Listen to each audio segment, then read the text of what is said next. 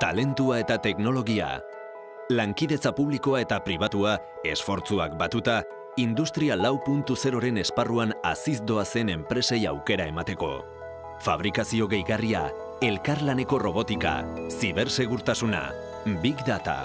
Guzti hau BAINT 4.0 programan aterrizatzen dugu, non Euskadiko enpresa industrial handiek 4.0 arloko startup aurreratuenak aukeratzen eta kontratatzen dituzten. Era honetan, enpresa handiak berritzaileagoak dira, startup gazteak bezero handietara iristen dira, eta Euskadik bere posizio lehiakorra hobetzen du mundu mailan. Euskadi, industria abanguardiako Europako eskualdea. Eta BIND 4.0, inbertsio estrategiko eta zuzenak berehala izango du eragina gure bizi kalitatean.